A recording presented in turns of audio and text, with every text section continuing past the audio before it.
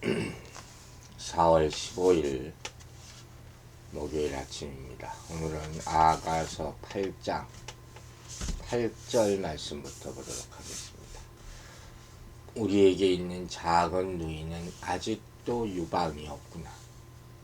그가 정혼을 받는 날에는 우리가 그를 위하여 무엇을 할까? 우리말 성경은 이렇게 표현합니다. 우리에게 있는 어린 누이는 아직 젖가슴도 없는데 그녀가 청혼을 받는 날이 되면 우리 누이를 위해 무엇을 해줄까요? 자, 어떤 의미인지 아시겠습니까? 이 부분은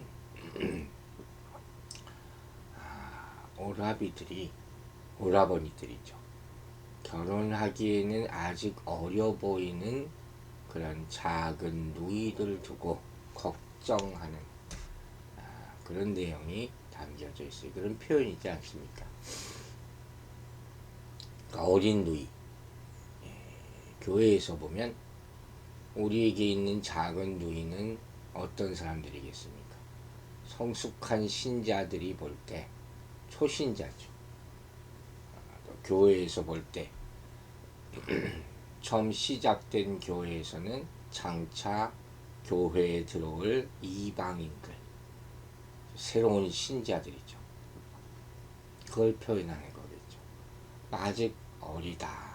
결혼할 만큼 성숙하지 못하다. 뭘 알겠습니까? 이제 막 교회에 들어와요. 그러니까 자녀를 출산할 만한 그런 신체적인 조건을 아직 갖추지 못했죠. 또 양육할 만한 위치에 아직 성장하지도 못한 그런 육체적으로도 그렇지만 정신적으로 모든 면에서 영적으로도 그런 상태다 하는 것이죠. 그러니까 이런 막 교회에 온 사람들, 막 그리스도 믿고 또 회개하고 하나님께 이제 막 들어온 사람들을 봤을 때 성숙한 신자들이 그를 위해서 과연 무엇을 해줄 수 있겠습니까? 하는 것이 오늘 말씀의 초점이 되는 거예요. 그죠? 성경을 보면 그 역할을 하는 사람이 참 없다 하는 것을 우리가 발견해요. 바리새인과 서기관들은 어떻게 했습니까? 이게 오래된 유대 종교 지도자들인데 세리와 죄인들이 예수께 나와오는 것을 보고 기뻐해야 될 텐데 원망하고 불평하는 것을 우리가 볼 수 있죠. 유대교인들은 이방인들이 하나님께로부터 돌아올 때 어떻게 해야 됩니까? 기뻐해야 되는 거예요. 성숙한 교회에서 오래된 신자들이 새로운 신자들이 교회에 오는 것을 보고는 어떻게 해야 됩니까? 기뻐해야 되는 것이죠. 그들을 시기해서는 안 되죠. 불평해서는 안 되죠. 그를 더 기뻐하고 사랑하고 영접하고 위로해주고 격려하고 믿음 생활 잘 할 수 있도록 도와주고 이렇게 해야 되는 거지. 자기들끼리만 이게 교회의 모습이 아니라 하는 것이죠. 이러한 사실을 오늘 본문을 통해서 깨닫게 되는 거예요. 아가서를 전체적으로 우리가 이제 돌아봤을 때 어린 여인이 하나님을 사랑으로 충만한 신부에 이르기까지 어떻게 성장해 가는가 그걸 또 볼 수 있잖아요. 그런 면도 우리가 보게 되는 거거든요. 그리고 이제 하나님 안에서 어떻게 모든 세상을 보게 되는가 이 변천 과정도 보게 되는 거예요. 자신이 누구인지 이제 깨닫게 되는 거예요. 처음에는 모르죠. 그냥 뭐 교회 다닌다 정도죠. 근데 그렇지 않다는 거죠. 우리 정체성이 어떤가 하는 거죠. 그래서 점점 하나님의 말씀을 듣고 계시를 받고 또 확신을 얻고 순종하면서 성장해 가는 가운데 우리가 그분의 참 신부로서 살아갈 수 있게 된다 하는 것이에요. 그래서 어떤 사람들은 이 8절부터의 내용을 신부의 중보 기도의 모습으로 이렇게 해석하기도 합니다. 이 마음 안에서 새로워진 사랑의 언어들이 막 흘러 넘치는 것을 우리가 이전까지 보지 않습니까? 그 사랑이 많은 표현들. 그게 다 기도라는 거죠. 그러니까 이제 자기 안에 있는 것들이 옛날 뭐가 바뀌어졌잖아요. 어린아이가 아니에요. 이제. 성숙한 영적인 상태. 기도가 변화하는 거예요. 성도들의 기도를 가만히 들어보면 이 사람이 정말 하나님과 계속 기도하고 있는가, 말씀을 계속 받아먹고 있는가 하는 것을 느낄 수 있죠. 그 기도가 개인적인 것에서 중보하는 기도로 변화되고 있음을 발견하게 되는 거예요. 억지로 그렇게 되는 게 아니에요. 그 마음에 가득 찬 것이 표현되는 것이 기도이기 때문이다 하는 거죠. 그리고 또 자세히 보면 신부가 말할 때 저희 누이들을 위해서 제가 무엇을 할까요? 누이들이 표현하는 거죠.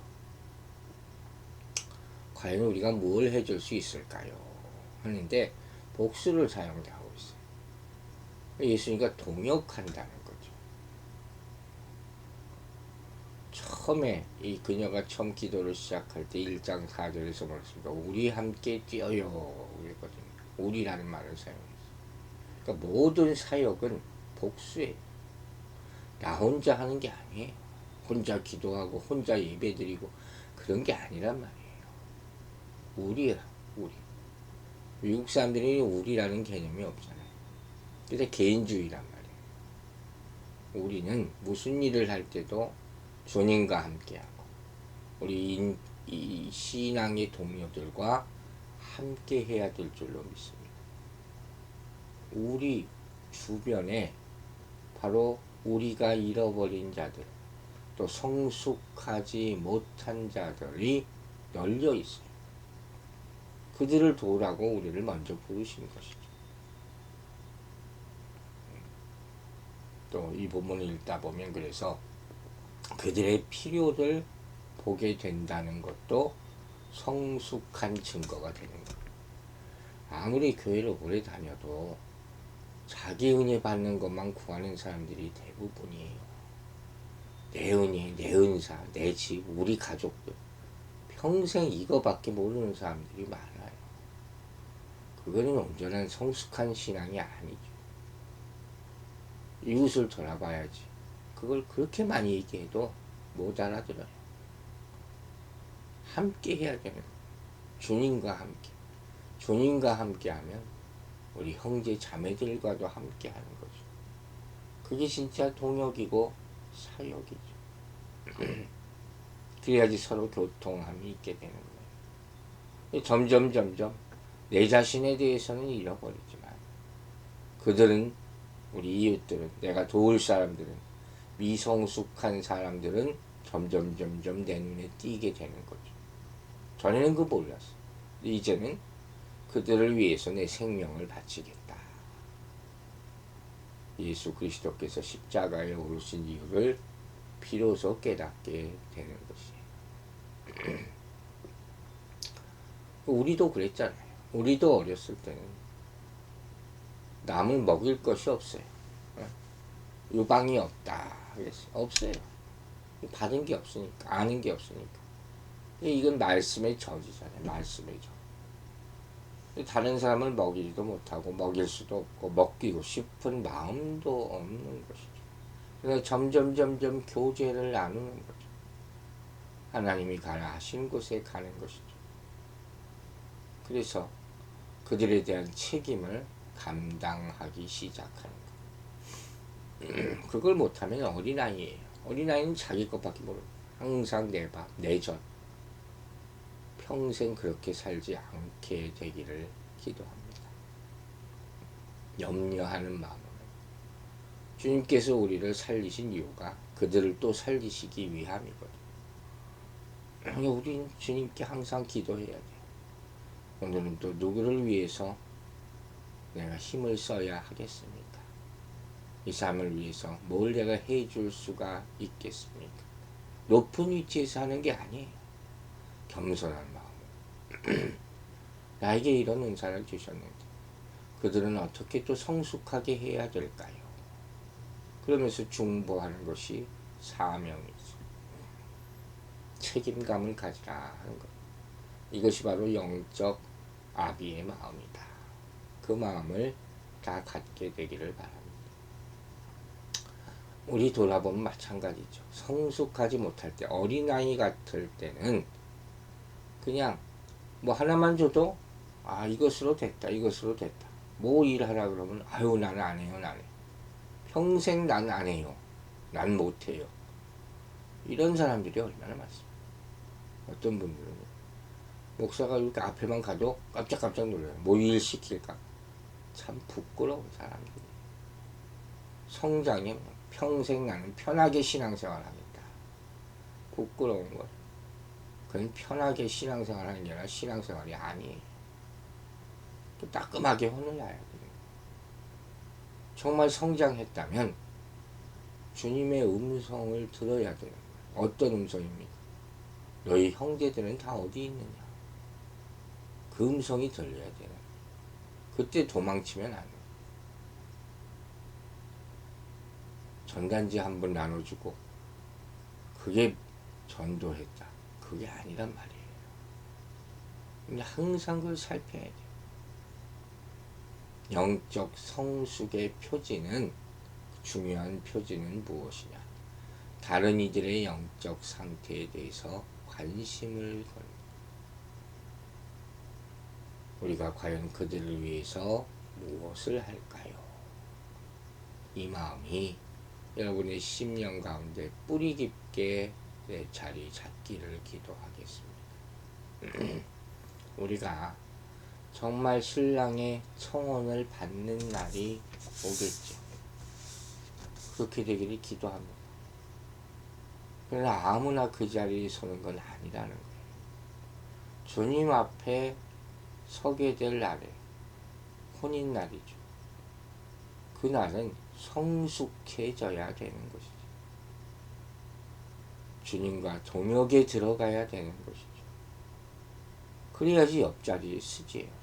아무것도 할 수 없는 어린아이가 어찌 혼인을 하겠습니까? 그걸 깨달아야 돼요. 주님을 온 마음으로 쫓아가는 사람들에게 깊은 성숙한 동역을 위해서 예수님의 청혼이 임하게 되는 거예요. 아시겠습니까? 모든 사람에게 이러한 일이 일어나지가 않는다는 것이죠. 그 축복을 다 누리게 되기를 주의 이름으로 축원합니다. 나는 그분을 위해서, 이 사람들을 위해서 무엇을 할까 하는 거죠. 9절 보겠습니다. 그가 성벽이라면 우리는 음망대를 그 위에 세울 것이요 그가 문이라면 우리는 백향목 판자로 두르리라. 우리말 성경은 이렇게 나와 있어요. 그가 성벽이라면 그 위에 은망대를 세워줄 텐데 그가 문이라면 백향목 판자로 닫아줄 텐데. 글자 그대로 본다면 여기서 성벽은 처녀성이죠. 여인의 처녀성이 잘 보호되었음을 상징하고, 문이라는 것은 열려있다, 보호되지 않았음을 상징한다고 해석합니다. 오라버니들의 눈에 비친 이 여동생이 결혼하기에는 아직 어려 보였다 그랬잖아요. 그래서 지금 이 여동생을 보호하는 거예요. 이 모습은 1장과는 좀 다르죠. 1장에서는 오라버니들이 그녀를 포도원지기로 삼았어요. 내 어머니의 아들들이 나에게 놓아여 포도원지기로 삼았습니다. 1장 6절에서 얘기하잖아요. 근데 이제는 이 오라버니들이 동생의 미성숙을 걱정하고 있는, 계속해서 걱정하는 것이죠. 어떤 사람은 그래서 이 구절을 혼전 순결에 대해서 지금 말하고 있는 것이다. 이렇게 표현하기도 하죠. 아직 유방이 없는 누이라고 하지 않습니까? 결혼 전에 처녀에게는 은망대를 세우고 백향목 판자를 두르겠다 하는 말은 성전을 지을 때 사용한 자재들이잖아요. 혼전에 처녀들을 거룩하게 지키겠다. 그런 의미라 하는 것이죠. 그렇죠? 보호받아야 할 때가 있습니다. 초신자들은 아무리 이제 믿음의 생활 시작하고 막 기쁘다 해도 마귀의 시험과 공격이 있습니다. 그래서 성벽에 은망대를 세우듯이 그를 영적으로 더욱 견고하게 만들어야 하는 것이에요.